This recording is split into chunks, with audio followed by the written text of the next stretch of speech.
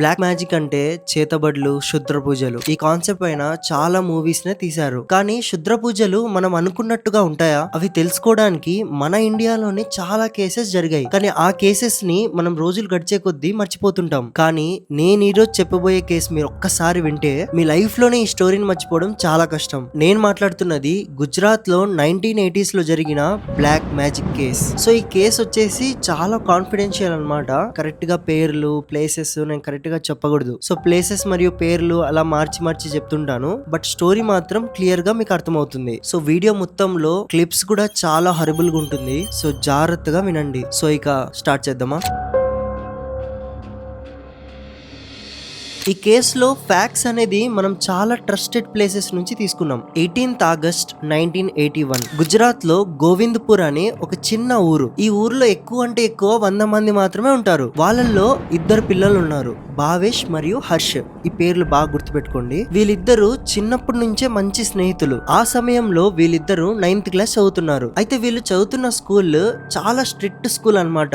అంటే వీళ్ళకి ఒక కథలు అంటే దేవుళ్ళ గురించి చెప్పేది, ఇలాంటి స్టోరీస్ కి సపరేట్ క్లాసెస్ ఉంటుంది. అలాంటి స్టోరీ క్లాస్ లో ఒక టీచర్ వీళ్ళిద్దరికి ఒక స్టోరీ చెప్పింది. ఆ స్టోరీలో ఏంటంటే ఒక ఊర్లో అందరు దేవుళ్ళని నమ్మేవాళ్ళంట, కానీ వాళ్ళ కోరికలు తీరలేదంట. అలా అని ఆ ఊర్లో ప్రజలు దయ్యాలని నమ్మడం మొదలు పెట్టినారు. కానీ ఏంటంటే ఆ కథలో సైతాన్ని నమ్మి ఎవరైతే పూజలు ఎవరిని చేస్తారో వాళ్ళు లాస్ట్ కి చనిపోతారు. ఈ చిన్న స్టోరీని వాళ్ళ మేడం వీళ్ళిద్దరికి చెప్పింది. సో ఈ కథ విన్న హర్ష్ మరియు భావేష్ కి ఒక విషయం అయితే బాగా అర్థమైంది. ఏంటంటే మనం శైతాన్ని పూజిస్తే అవి మనకి ఈ భూమి పైన ఉండంగానే మన కోరికలన్నీ తీరుస్తుంది. కానీ మనం దీన్ని చివరి దాకా చేయకూడదు. ఎందుకంటే చివరి దాకా చేస్తే చనిపోతాం కదా, మధ్యలోనే ఆపేద్దామని వాళ్ళిద్దరు డిసైడ్ అవుతారు. అప్పుడు భావేష్ అనే పిల్లోడికి ఒక ఐడియా వస్తుంది. ఆ టీచర్ చెప్పిన మాటని భావేష్ సీరియస్ గా తీసుకొని శైతాను ఏం అడిగినా ఇస్తాడని అతని మైండ్ లో ఫిక్స్ చేసుకున్నాడు. ఇంకా సో భావేష్ ఈ విషయాన్ని హర్ష్ తో కూడా డిసైడ్ అంటే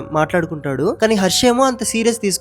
రే ఊరుకోరా అని చూసినాంలే అని కథల్లే అనేసి హర్ష్ అంత సీరియస్ గా ఉన్నాడు. కానీ భావేష్ మాత్రం చాలా సీరియస్ గా ఉన్నాడు ఈ విషయం తీసుకొని. అప్పుడు ఇంత సీరియస్ గా ఉన్న భావేష్ ఒక ఊరుందన్నమాట, హారీన్ అని. ఆ ఊర్లోకి వెళ్తాడు. అక్కడ ఒక కాన్వెంట్ లోకి వెళ్లి లైబ్రరీలో చాలా సేపటి నుంచి కొన్ని పుస్తకాలని వెతుకుతాడు. ఈ బ్లాక్ మ్యాజిక్, క్షుద్ర పూజల గురించి పుస్తకాలని వెతుకుతాడు. అప్పుడు అతనికి ఒక పుస్తకం దొరికి ఆ పుస్తకంలో ఉన్న డీటెయిల్స్ అన్ని ఇతని దగ్గర ఉన్న నోట్ బుక్ లో రాస్తాడు. సో ఇదంతా రాసుకొని భావేష్ స్మూత్ గా వాళ్ళ ఊరికి సైలెంట్ గా వచ్చేస్తాడు. సో మరుసటి రోజే భావేష్ హర్ష్ ని తీసుకొని ఒక అడవిలోకి వెళ్ళడం మొదలు పెడతాడు. సో వెళ్తున్న దారిలో భావేష్ ఏమంటాడంటే, ఈ రోజు నేను ఏదైతే చేయబోతున్నానో మొత్తం నా ప్రేమ కోసమే చేస్తున్నాను అని హర్ష్ తో అంటాడు. అప్పుడు హర్ష్ ఏదైతే అడవిలో చూడబోతున్నాడో అది చాలా భయంకరంగా ఉంటుంది. అదేంటంటే అడవిలో ఒక మాంత్రికుడు తన ముందర ఒక అమ్మాయి శవాన్ని పెట్టుకొని ఏదో మంత్రాలు సాధనలు చేస్తున్నాడు. అప్పుడు మెల్లగా భావేష్ ఎలాంటి భయం లేకుండా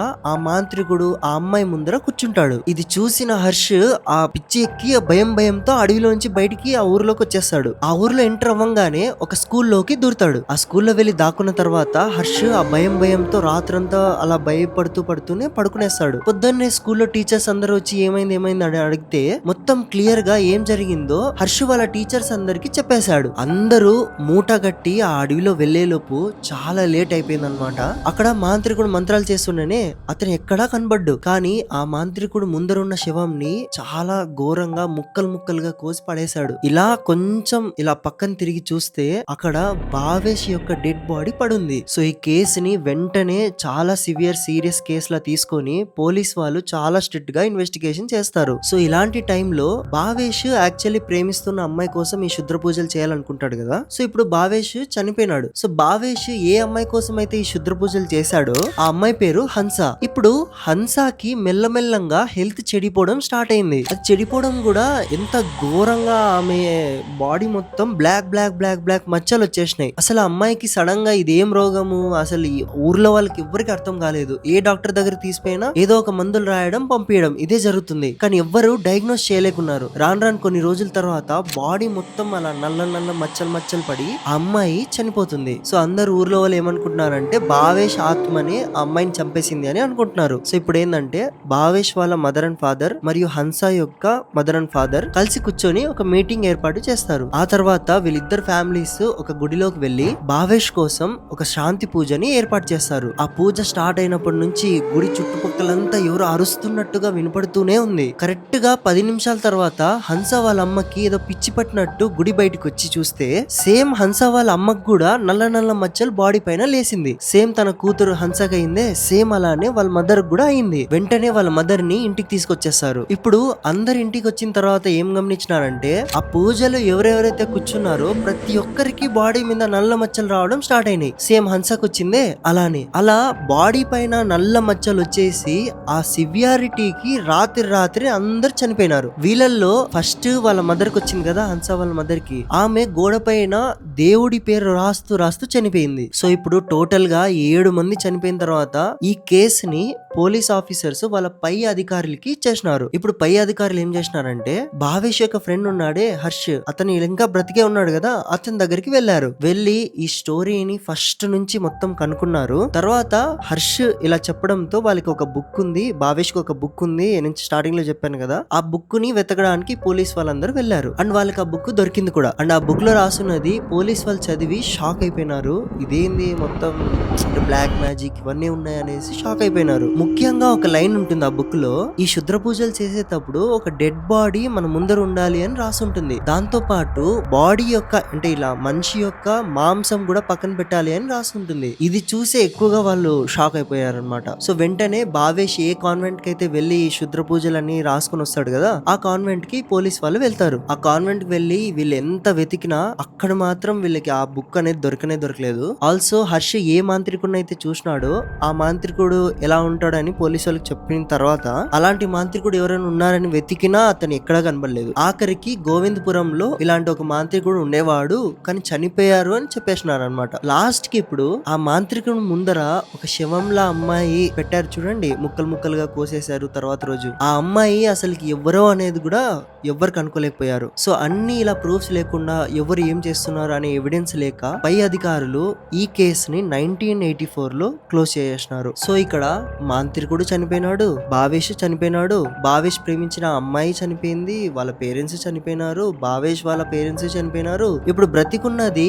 హర్ష్ మాత్రమే. హర్ష్ ఒక్కడే ఆ మాంత్రికుడు ముందరున్న ఒక అమ్మాయిని ఆ ఫేస్ గుర్తుకుందనమాట హర్షకి, ఎందుకంటే అది చూసే కదా పారిపోయిండేది. సో 2014 లో ఒక ఎలక్షన్ లో ఇన్ని సంవత్సరాల తర్వాత ఒక ఇంటర్వ్యూ లో రికార్డ్ చేసిన వీడియో న్యూస్ ఛానల్ లో వేసినప్పుడు ఒక ర్యాలీలో ఆ వీడియోలో ఒక అమ్మాయి కనబడింది. అప్పుడు ఆ యంగ్ పిల్లల మధ్యలో ఆ మాంత్రికుడు ముందరున్న ఆ అమ్మాయి, చనిపోయిన అమ్మాయి అతనికి బ్రతికున్నంగా ఒక యంగ్ పిల్లలా కనబడిందంట హర్షకి. సో అది చూసిన హర్ష చాలా షాక్ అయిపోతాడు. సో ఆ తర్వాత ఈ కేసుని డిస్మిస్ చేస్తారు, ఎందుకంటే ఎలాంటి ప్రూఫ్స్ అండ్ ఎవిడెన్సెస్ లేవు. సో ఇదే one of the most hilarious అంటే బ్లాక్ మ్యాజిక్ సంబంధించిన ఒక స్టోరీ అన్నమాట. సో నాకు తెలిసి మీకు ఈ స్టోరీ బాగా నచ్చింటుంది. సో ఇక్కడ దాకా మీరు ఈ స్టోరీ చూసినారంటే thank you so much. So videos అప్పుడప్పుడు లేట్కి వచ్చినా ఖచ్చితంగా నేను సాటర్డే మీకోసం అప్లోడ్ చేశాను. సో కొన్నిసార్లు లేట్ అయినప్పుడు ప్లీజ్ అడ్జస్ట్ అవ్వండి. సో ఒక్కొక్క స్టోరీ సెలెక్ట్ చేసి వీడియో షూట్ చేసి మొత్తం నీట్ గా ప్రెజెంట్ చేయాలంటే టైం పడుతుంది. సో మీరు అర్థం చేసుకుంటారని అనుకుంటున్నాను. సో ష్యూర్ గా మీకోసం సాటర్డే ఒక వీడియో తీసుకురావడానికి ట్రై చేస్తాను. So thank you so much for watching this video guys. Me parents ని జాగ్రత్త చూసుకోండి. మనం కలుద్దాం అప్కమింగ్ థ్రిల్లింగ్ వీడియోస్ లో. 3, 2, 1